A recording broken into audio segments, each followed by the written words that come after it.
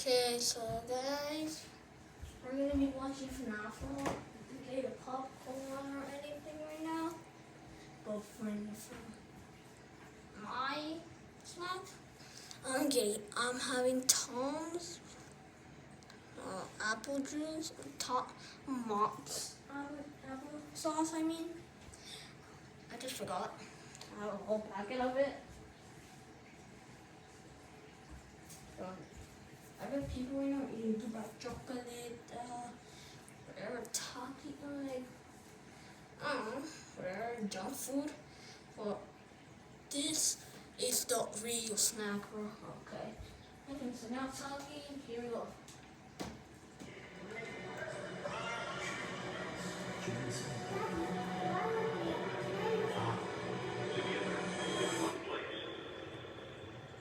Five Nights at Freddy's is a franchise with over a decade's worth of content, spanning countless games, books, and now a movie. There's a reason that no matter whose timeline you watch, they all look different. Making a FNAF timeline is not easy. There are so many ways you can interpret this story, and this is mine.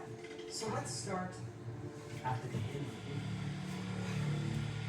Back in the 70s, a company called Fazbear Entertainment got its start by creating different props and mascot costumes for carnivals, and specifically for something called the Fall Fest. The Fall Fest featured various mascot characters, such as a bird, an elephant, and the most popular of all, Fredbear and Bonnie. These specific mascot costumes were so popular, Fazbear Entertainment opened a dedicated restaurant for them called Fredbear's Family Diner, featuring the same Fredbear and Bonnie mascot costumes from the Fall Fest. What Fazbear Entertainment didn't account for, though, was one of their animatronics from the Fall Fest going rogue,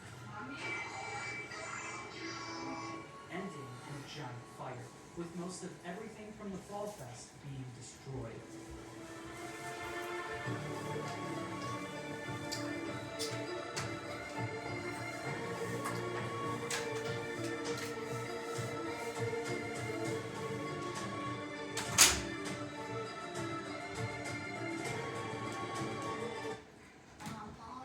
That was my sister.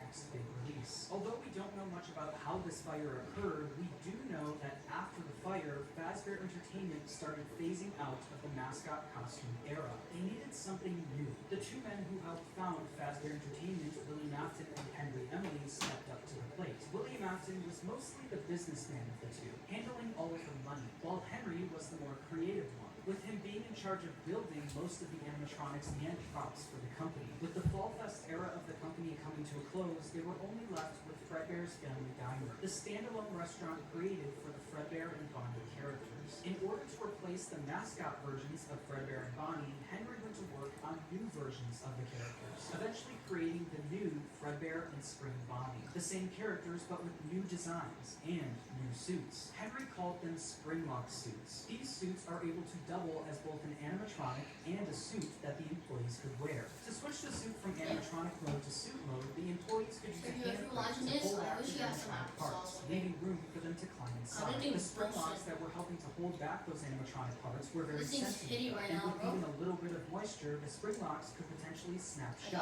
crushing and killing whoever was inside. But if that ended up happening, Fazbear Entertainment had some common sense procedures set in place.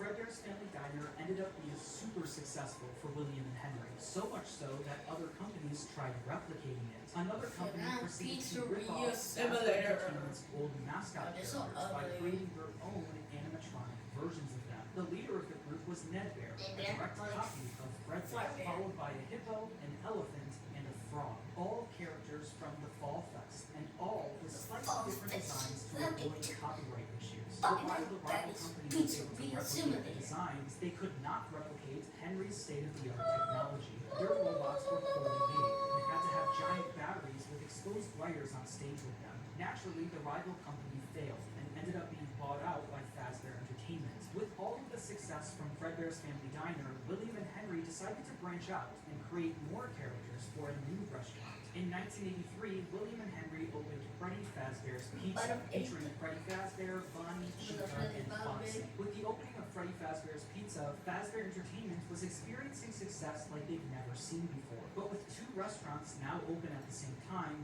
more success also meant more work for William and Henry. The duo were so wrapped up in work that they started neglecting their own families. That's not them. William was the father of You know three who kids. it is? The eldest, Michael, the crying child, Balloon and Boy, Lucy. and The crying child Wizard has yet to Fox. have a 100% confirmed name, so for this video, he will just be called Garrett the crying Dave. child. Meanwhile, Henry Makes no has sense, one but- kid, a daughter named Charlie. The business partners spent most of their days working, so they both created different ways of taking care of their kids. Henry was the robotics genius, so he used his talents to create a new animatronic to watch Charlie board.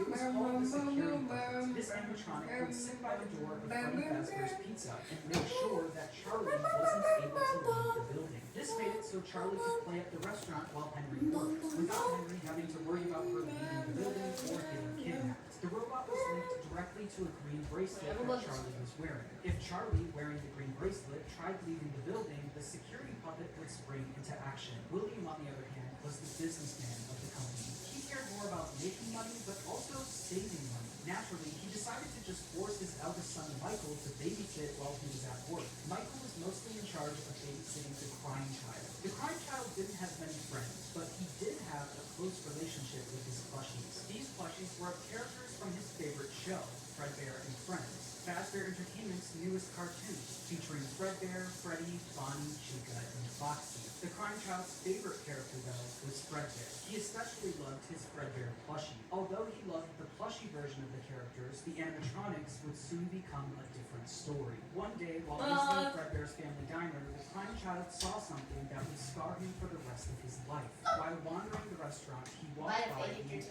only room, where an employee accidentally left the door open. Inside the room was his father, William Afton, helping another employee into a spring cleaning suit. But through the eyes of the crying child, this looked like someone was literally being stuffed into an animatronic suit. The crying child was so young that he wasn't educated on how Childhood is mascot ruined characters for work. So eternity. seeing a human be put inside of one terrified him. When a child experiences something traumatic, their brain naturally tries to Bro's find a way to deal with that childhood- trauma. The crying child's way Bro's of dealing with his childhood is trauma was by ruined for creating an eternity imaginary friend. or This for a imaginary friend generation. took the form of the object he loved the most, his Fredbear plushie. His new imaginary friend Fredbear followed him wherever he went, shape-shifting into flowers, hiding behind cars and in the sewers, with nobody being able to see him except for the crying child. When the crying child was overwhelmed, Honestly, the it's plushie going to would the hour long. and try to calm him I'm not down. joking. Even I'm when watching the whole plushie thing. wasn't around, it was still able to speak to him because it lived in his mind.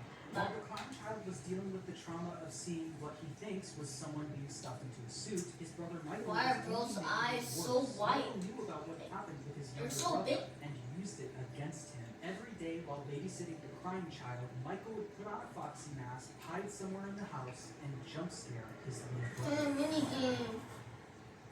This is a booty. This is a booty jump scare. Bro, I'm gonna finish my applesauce. Bro, I'm gonna eat the whole bag. But this is busted right here. Like, this is, I don't know. This is hitting my body right now.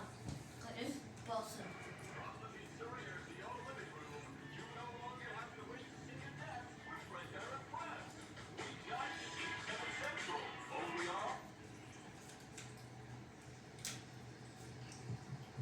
Bro, I would leave the TV on. Oh, I'm gonna watch on YouTube. Hey, hey. If it's like in a, I wonder how old is Michael after that? How is it?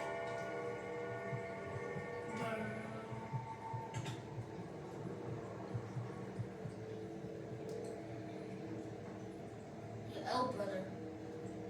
He's under the damn thing. He's under the damn bed.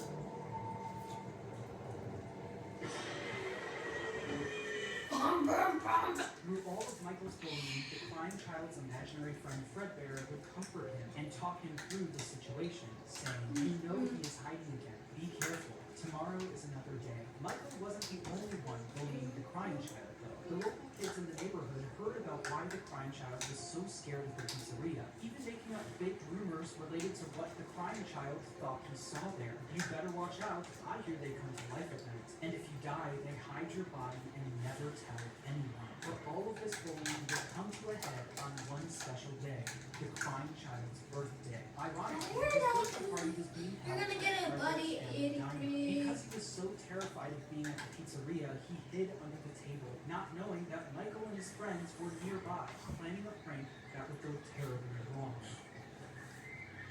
Now you know FNAF lore. Here's FNAF lore.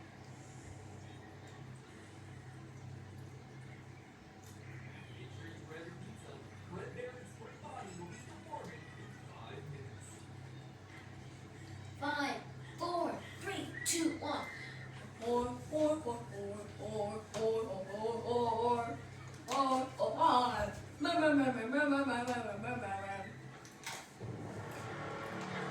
the screen, Money I kind of look way better than Frederick.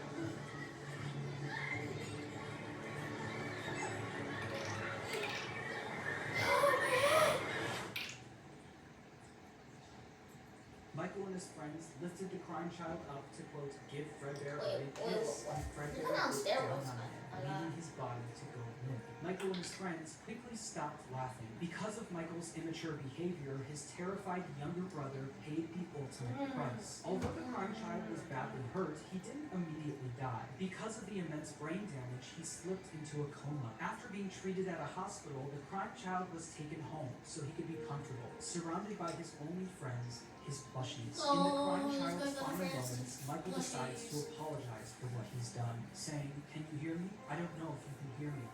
I'm sorry." After Michael speaks, the crime child's imaginary friend, Fredbear, created out of the trauma he experienced, continues doing what it's done the whole time. It comforts him, saying, "You're broken. We are still your friends. Do you still believe that? I'm still here. I will put you back together." This would be the final thing the crime child hears before he dies. The crime child's spirit would then live on in the Fredbear suit, the thing that took his life. The crime child's death wasn't just an accident. It was directly caused by Michael's recklessness. This is something that Michael could potentially face jail time for, so it needed to be covered up. Since the crime child was being kept at home, no one else knew that he ended up passing away. So William and Michael ended up burying the crime child's body in the middle of the woods where no one would find him. No tombstone, no flowers, just a pile of dirt, an unmarked grave, and a lifetime's worth of guilt that Michael would have to live with. Shortly after the incident, Fredbear's family diner was quickly shut down, and Fredbear was completely wiped from existence. The Fredbear and Friends TV show turned into Freddy and Friends on tour. The Fredbear and Spring Bonnie Springlock suits also ended up being moved into the back room of Freddy Fazbear's Pizza, mainly being used as spare suits if one of the Freddy's animatronics broke down. The death of William Afton's youngest son was a pivotal moment in this story, specifically William Afton's story. This was the first domino to fall. A father losing his son is a traumatic situation, and while any other father would take time to grieve, be sad, and properly deal with such a big loss, William Afton took a different route. Afton definitely was upset about his son dying, but it wasn't because he felt bad for his son, it was because it was embarrassing to him. William Afton was a narcissist. He had little to no empathy. All he cared about was work and comparing himself to his business partner, Henry. Henry had a wife, a kid, and a talent for robotics that Afton was utterly jealous of. The death of the crime child sent Afton over the edge because while Henry's family was still perfect, his was now broken. Henry and William had different ways of taking care of their kids, and while Afton employing his eldest son failed, Henry's security puppet succeeded. Henry's daughter, Charlie, lived on. Afton had a hard time dealing with this feeling of embarrassment. He started becoming an alcoholic, frequently visiting a local bar called Junior's. One night, though, after drinking a little too much and getting kicked out of the bar, he decided that he was going to settle a score with Henry. Afton, drunk and filled with rage, drove from the bar to Freddy Fazbear's Pizza, where he knew Charlie was being watched over by Henry's security puppet. Afton planned on risking everything to kill Henry's daughter, Charlie. He didn't care if he got caught, and he didn't care if he went to prison. But when Afton got to Freddy's, he noticed that Charlie was standing outside by herself. What is It that? turned out that some bullies were able to trap the security I wanna get a in box plushie though, and not lock gonna lie. Charlie outside I'm the gonna get a building, Freddy giving Afton plushie. the perfect opportunity to kill Charlie outside of the pizzeria. The security puppet was eventually able to escape its box and went looking for Charlie. As Afton sped away, the puppet noticed that Charlie was outside in the pouring rain. It then did what it was programmed to do and went to protect her.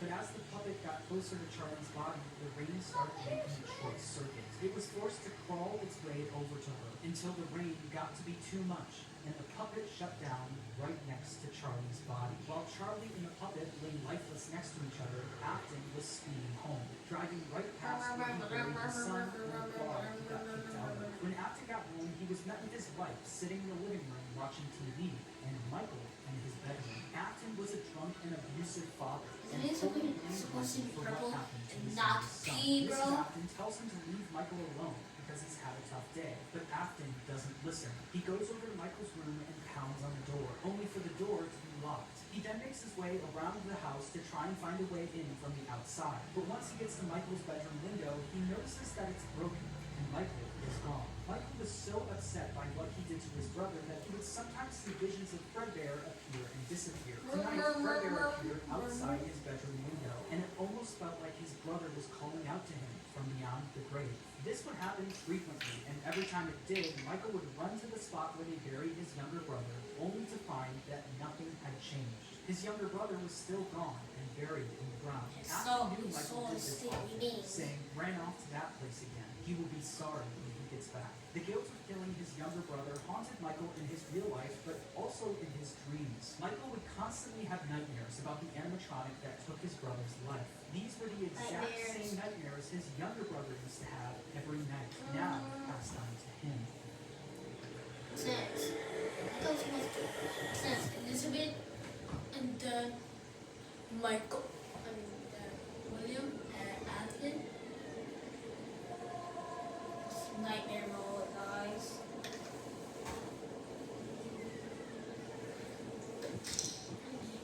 What are you doing?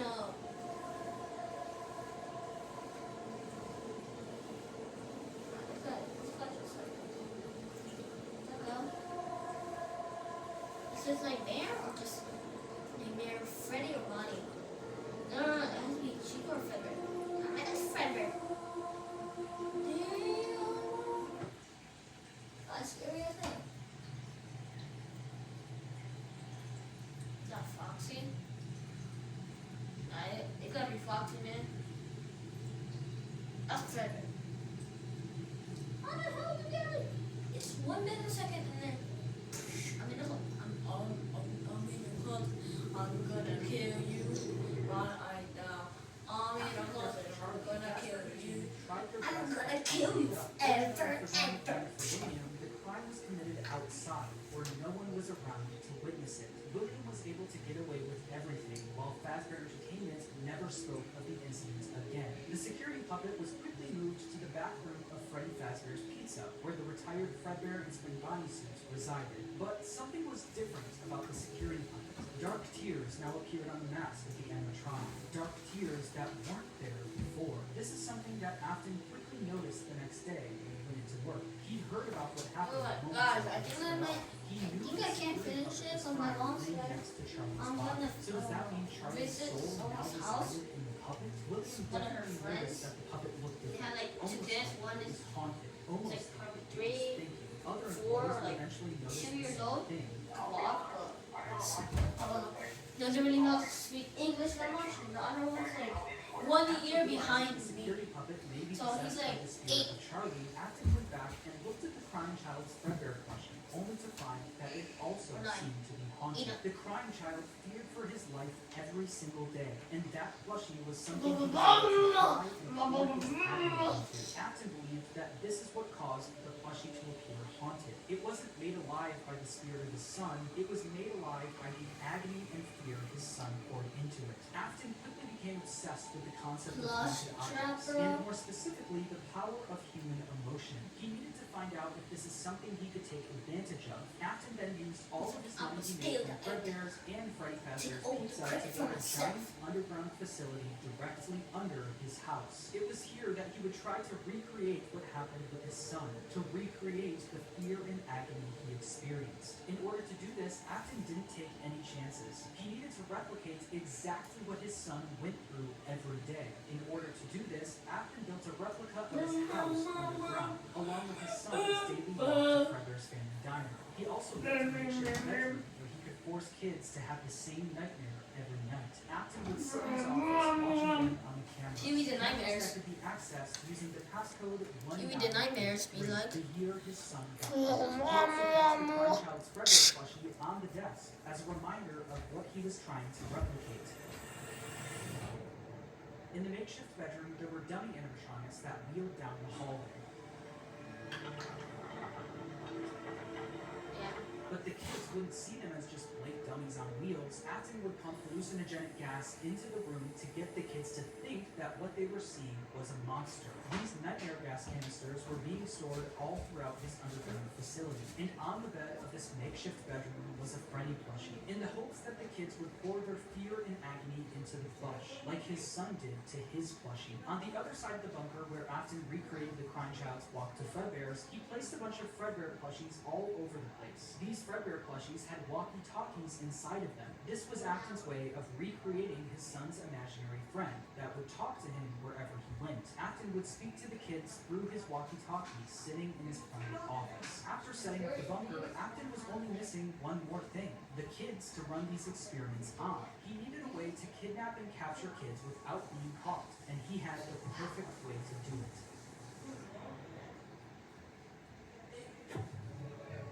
The show will begin momentarily.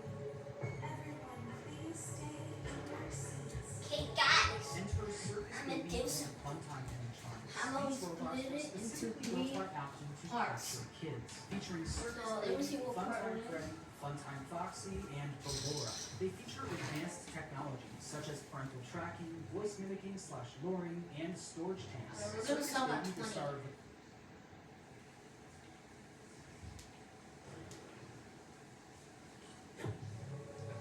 The show will begin momentarily. Okay. We're gonna stop at 20, and then at 40, we're gonna, cause, yeah, I don't know why. That's all for today. Bye.